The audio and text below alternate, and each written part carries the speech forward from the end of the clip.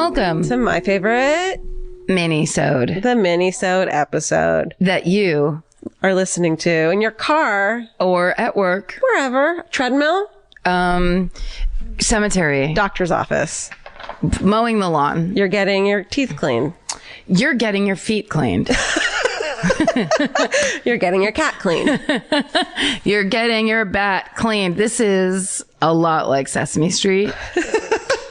And we also wanted you to know that this show is brought to you today by the number 9. But stop letting your kids listen to this. Yeah. What's wrong with you? It's insanity. All right, this is the mini-sode. We read you your fucking stories. You know how it goes. I just want to say this. In recording our full episode, we do it all at once, I bit my fucking tongue and cheek so hard with my new tooth that my beautiful dentist just gave me. Oh, you're not used to having a tooth there. I had broken a tooth. It had been broken for a long time. I was pretending it wasn't real. Yeah. Living in a fantasy world, trying to come out of that fantasy world. Yeah. Went to a dentist to get it fixed. He is the most beautiful man in America. That's gotta be rough. You sent me some photos of yourself in the chair where it's just like not cool. Compounded how you look, which is hilarious because you've got like stuff on. Compounded knowing that the fucking guy on the other side of the camera is like gorgeous. It's gorgeous. It's so weird because the first thing they do, it's like, a fancy dentist office where the first thing they do is make you put on a pair of Oakley blades. Cause it's like, they're going to do some kind of thing and it's like to protect your eyes. Sure. Where I'm like, can I not wear these? Yeah. Or could I get a cute pair of cat eye versions? Can I just wait till he sees my eyeliner that I did for him today? The eyes are pretty much all I'm bringing to the table these days. Can I keep these exposed? Oh no, I can't? No. Okay, well then Shame. definitely have him put on glasses with microscopic lenses so he can see up close into my filth mouth. What are we talking about? That's some people's fucking fetish. Serious. I sent Georgia the hilarious picture of all the shit in my mouth as I was like laying in the chair. It looked like your mouth was about to have a C-section. Yeah, because they put in a huge dam so that none of the stuff that they're like, because they keep pulling all the silver out of my teeth and replacing it. So they want to make sure you don't swallow it. Sure.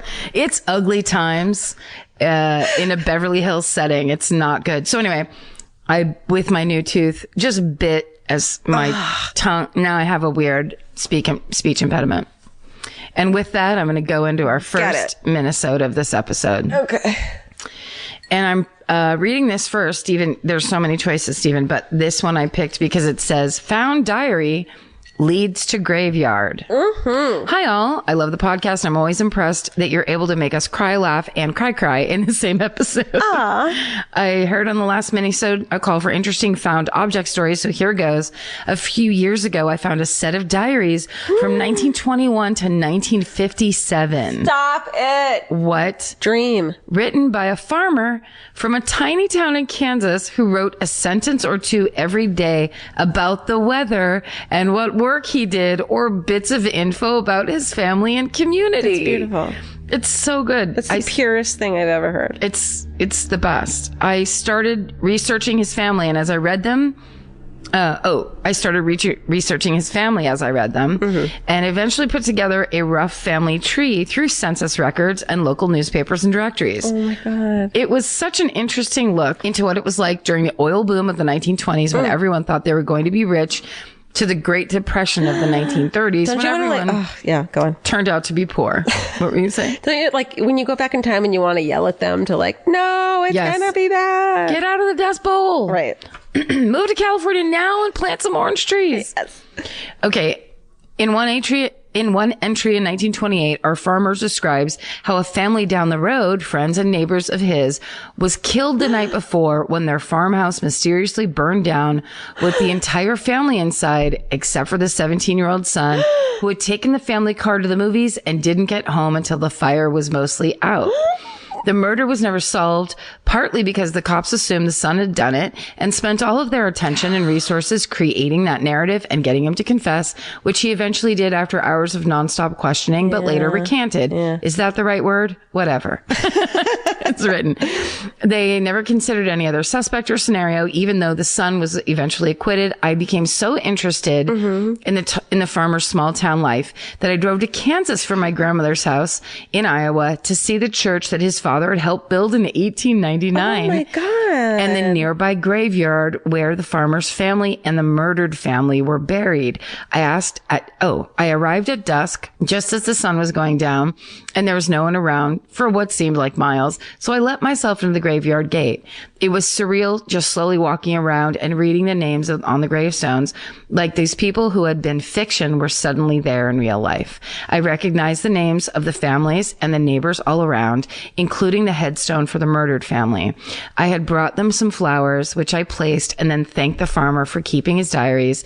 And then I started to get spooked the fuck out and kind of jogged back to my car.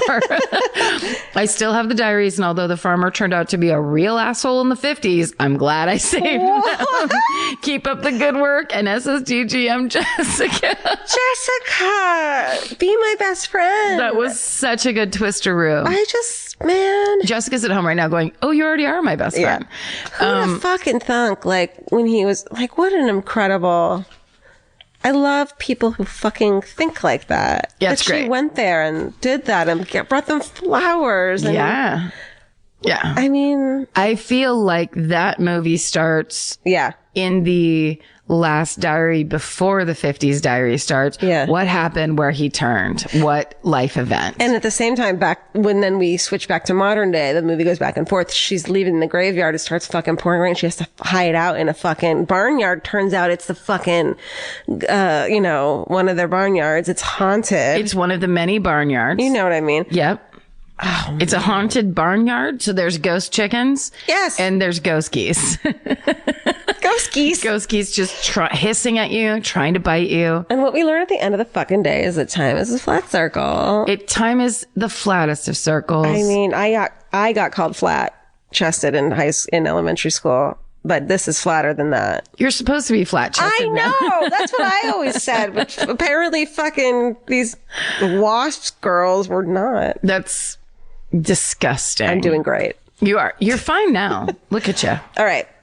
This is called, That Time I Gave My Best Friend Bad Advice, but she SSDGM'd anyways. Okay. Hi, Karen in Georgia. A few years ago, my best friend moved into a cute little apartment building and immediately made friends with all of her neighbors. Oh, she's one of those. Yeah. Congratulations. You're not weird. Most of her neighbors with a U, by the way, so she's probably... we're really cool. You are weird. We're really cool.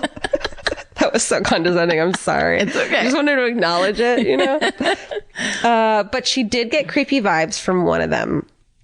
He also happened to be the caretaker. So anytime there was a problem, he was the one she had to call to fix it. Green jumpsuit. I'm seeing it. Yeah. Nope. Nothing's wrong. No, everything. It's that sink just fell off the wall for other reasons. I love flooding. It's how I want it.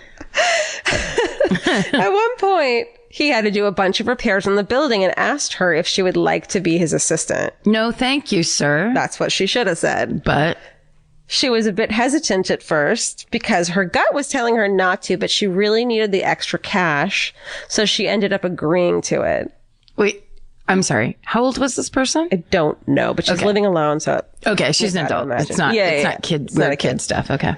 When even when he asked her to meet him in the middle of an alley, despite the fact that they both lived in the same building. Honey.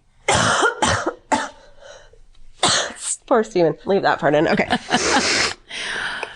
No, that's when you go, oh my God, you know what's crazy is we're going to go to Hawaii and I'm not going to be here anymore. Right now. Goodbye. Yep. The night before the scheduled workday, she called me to ask if I thought she should still go. Well, I didn't think she should have agreed to working with him in the first place. I felt that she needed to do the polite thing and honor her commitments. Honor with a U. This is straight out of the UK. What is this? Is this from some kind of a nun's convent? Don't honor your goddamn commitments. You don't owe anybody anything. Especially not with a U. Honor with a U. They're in the UK. That's right.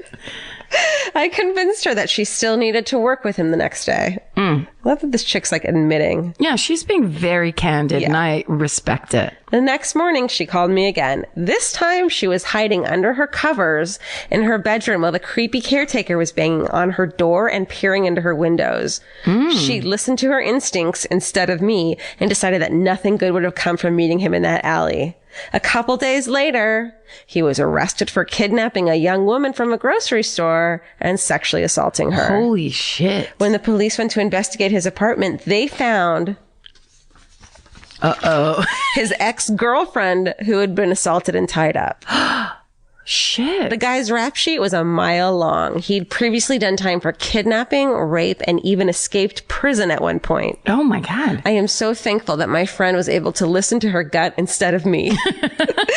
She fucked politeness, stayed sexy, and didn't get murdered. Love the show, you guys. Thanks, Mac. With America's #1 meal kit, HelloFresh, you'll get easy, seasonal recipes and pre-measured ingredients delivered right to your door. All you have to do is cook and enjoy. HelloFresh makes cooking delicious meals at home a reality. From step-by-step recipes to pre-measured ingredients, you'll have everything you need to get a wow-worthy dinner on the table in about 30 minutes. Say goodbye to endless grocery store trips and takeout. HelloFresh has you covered. There's something for everyone, from family recipes to calorie smart and vegetarian, and fun menu series like Hall of Fame and craft burgers. HelloFresh has more 5-star recipes than any other meal kit, so you'll know you're getting something incredible. HelloFresh is flexible and it fits your lifestyle. Easily change your delivery days, food preferences, and skip a week whenever you need. Break out of your dinner rut and make deliciousness part of every week with HelloFresh. I love that even though HelloFresh is super easy and they make it really basic and like straightforward, you still feel like you're cooking this like incredible home cooked dinner. And that makes me feel good about myself. And that instead of just ordering takeout, I'm actually making something and preparing something at home. And that just, it feels good. So for $80 off your first month of HelloFresh, go to HelloFresh.com/murder80 and enter murder80. It's like receiving 8 meals for free only at HelloFresh.com/murder80, promo code murder80. Go buy. The subject line of this email is, the time my mom had a chat with the Unabomber. Abso-fucking-lutely. Read this to me. Hello, Karen, Georgia, Stephen, and company. I love it. First and foremost, thank you for sharing your true crime obsession with the world as someone who requested the first season of CSI on DVD for Christmas at the age of 10. Oh my God, I love you so much. I have a long-standing interest in all things crime and murder related, but no idea that I had so many fellow murderinos out there to share this passion until recently. Props to you. Hey, thanks. You too. Props right back to you. From the deepest of 1991. My hometown murder story is the tale of my mother's brush with fame. None other than the mathematician turned wilderness expert and notorious serial killer, Ted Kaczynski, aka the Unabomber. I've lived in Texas for most of my life, but when I was 4, my parents decided that Montana would be a nice place to raise a child for a couple of years. Little did they know this brief relocation would provide the opportunity for my mom to meet a serial killer. My mother had been working as a federal probation and pretrial services officer in Helena for almost 2 years when on April 3rd, 1996, the local FBI called my mom's office to give them a heads up. They had just arrested the man they believed was the Unabomber. My mom spoke with the federal public defender, Michael Donahue. Oh, I love Michael Donahue. Donahue's my favorite show. He's just set up a time. I used to watch Donahue after school every day. I did too. I mean, I saw shit I should have not seen when I was 10. Absolutely not. Like, I've told you this already, right? I saw they had like white supremacists on, or skinheads. Oh yeah. And they were going off and being like, I was just sitting there like crying in my parents' living room going like, well, I didn't understand this existed. Why don't we talk anymore about these fucking shows that like Jenny Jones, fucking, who else is there? Maury Povich, Jerry Springer, yeah. like the shit. Geraldo was trash Ricky Lake filled. was gorgeous. Ricky Lake, they had style and they had class. Was kitschy. Yes, they knew who they were. Yeah, and my favorite line of ever that I fucking say all the time is when it was like, I'm big in bold and I know him, all that. Yeah. And like all these women came out, and then this fucking amazing black gay guy stands up and goes, someone lied to you. To the chick on stage. And it's my favorite. Someone lied to you.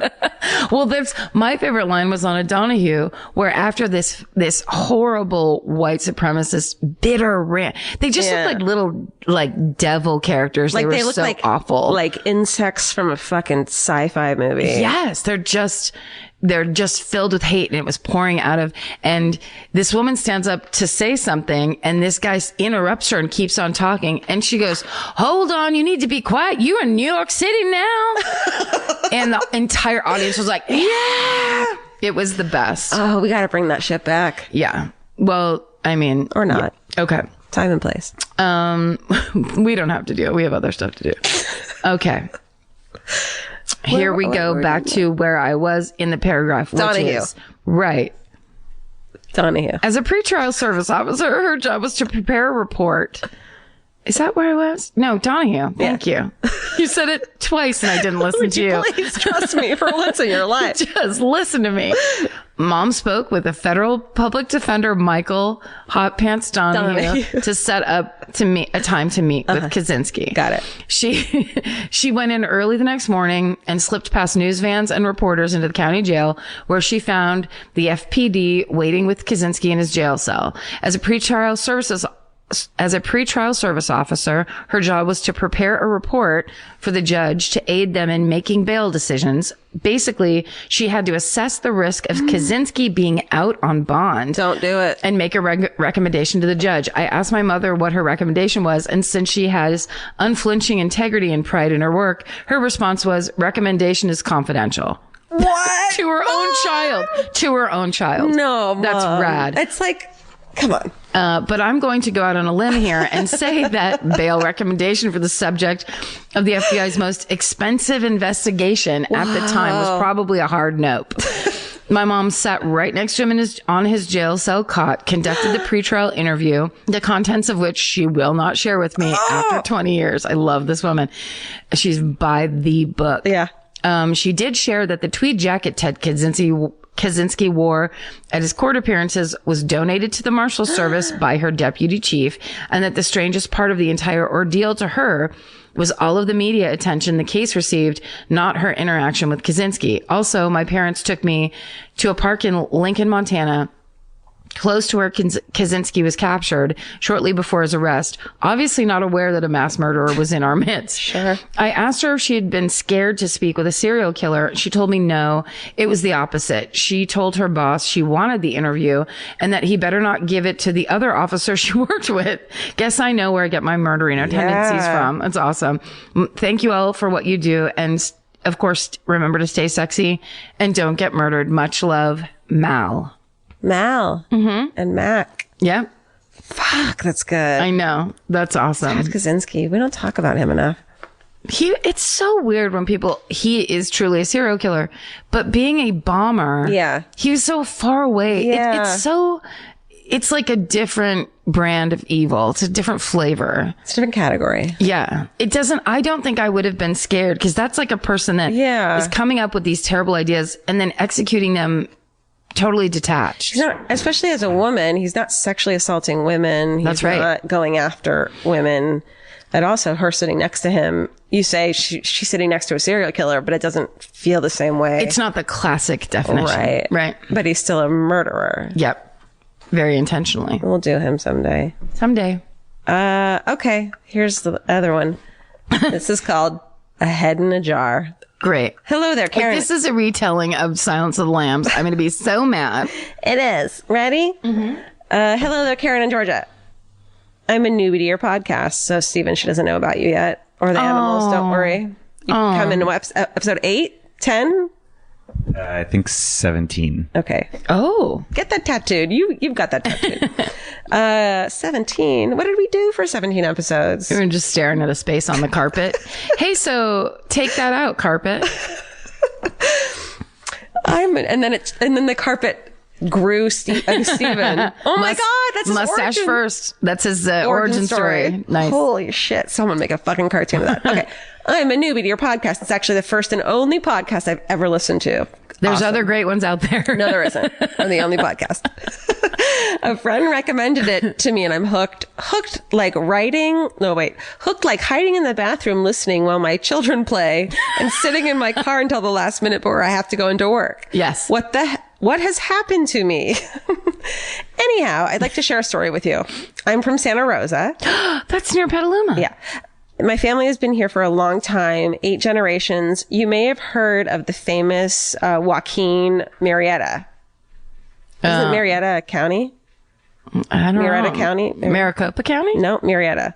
Joaquin Murrieta. He was a Mexican bandit or Robin Hood, depending on who you talk to. Oh. He was all around California in the mid 1800s doing whatever it is he did, stealing from the rich, giving to the poor, ? I said ? It was actually just a question mark. It was just a question mark, yeah. Rumor has it that there was a warrant out on dear old Joaquin, dead or alive. When I was a young girl, around 10 or so, my mother took me to our neighbor's workplace. She took me there to see the head in the jar, as any good mother would, apparently of Joaquin's head. Oh. These neighbors are an ...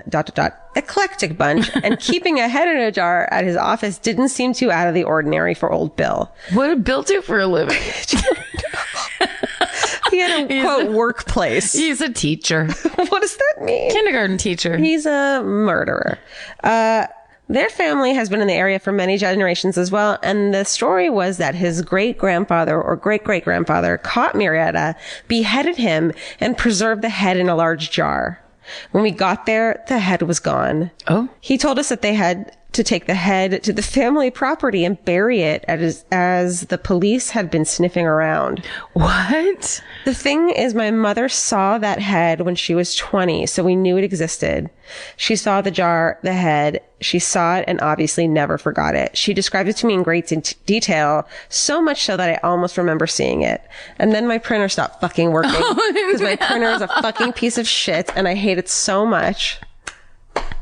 Can someone recommend a printer that doesn't fucking suck? Shit, I didn't know. Okay. Do you have one more? Let's end on that? No. There's other ones. That yeah. sounds about right. God damn it. So now we just don't know. What if it wasn't Joaquin Murrieta's head? It was like some neighbors. I don't know. We got to get the B side of that story. Shit, man. No, I love it. This is a cliffhanger. This is a classic cliffhanger. Absolutely. Yeah. You want to know? Well, then you have to tune into the next mini-sode. Where we forget that we even talked about this. Where we never talk about it again. Oh, how's the book club going? Well, we've all got great intentions. Canapes. Canapes everywhere. Okay. Oh, I like this one. This is a short and an interesting-er. Great. The haunting of my dad's van. Yes. Hey, y'all. Longtime listener in Murderino. Super excited to see you guys in London in May. Ooh. Someone from London. So my dad is a builder, so London, and seems to enjoy a crappy van, meaning he has to replace them on the regular. A few years ago, he bought a van off of a guy who he'd found in the paper, and he's a complete stranger to my dad and has no connection or ties to our family. Once my dad had paid him and driven home, he performed the usual ritual of looking for loose change down the sides of the seat. Dad, you're embarrassing us. Dad, are you me when I was 8? When I discovered that you could dig around in the car and find loose stuff, it was like a whole world was open to me. I have a really big problem with unfamiliar crumbs. Okay. I really, really don't like them. Yep. I don't want anyone else to fucking touch them in front of me. I don't want to touch them myself. I just don't. Impersonal crumbs. I get it. Like, you don't know how they got there. You didn't enjoy the cookie that made those crumbs. Right. I get it. Whereas I love to dig my fingernails into unfamiliar crumbs. And you get them under your nail. I don't like it. But you could get 25 cents. No, or an old never. bobby pin. You never got 25 cents. I guarantee it. What about one single dice? Or a die? Okay. So the dad's looking for the loose change in the seats. Okay. His hand hits a piece of paper and he pulls it out to have a look. Oh my God. It's an old newspaper clipping that has been very carefully cut out and folded. And as he unfolds it, he realized it's his grandmother's obituary from 1981. Stop your fucking face. ... What the actual fuck? Needless to say. Oh my God. No, I need a minute. Okay. Oh my God. Yes. Okay, go on. Insane. Yeah. What are the odds? Needless to say, he didn't keep the van for long, but that's probably due to the engine falling out or the exhaust exploding. The exhaust exploding. I don't know if Is that a thing? I don't know. In England. Does it work? Yeah. Over there. Right. The whole back ends of cars explode. When my parents first told me that I thought they were winding me up, British. Winding me up. But their faces were deadly serious, and they have the newspaper clipping. They have it. Parents are liars, though. But they have the newspaper clipping. Yeah, but they cut it out themselves when she died. There's crumbs, provable crumbs from 1981 on that clipping. Okay. They said it freaked them out at the time. It really freaked them out at the time. Neither of them believe in supernatural stuff, but they both admitted that this made them wobble. I hate not knowing answers to mysteries, and this one is a killer. Again, can't wait to see in May SSDGM, Georgia from London. Oh my God. Hi, Georgia. Hi, I didn't know we had those there.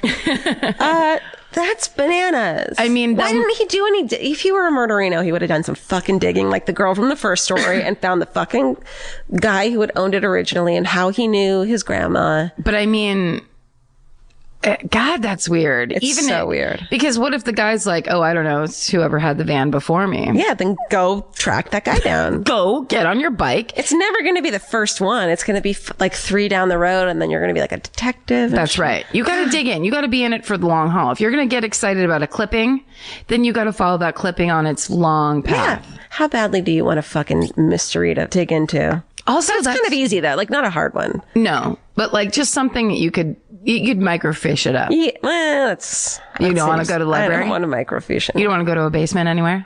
I don't mind going to a basement, but microfiche sounds like 14 hours of fucking fishing. I don't want to talk anymore because my tongue hurts All right, so bad. thank you guys for listening. Send your shit to myfavoriteMurder@gmail.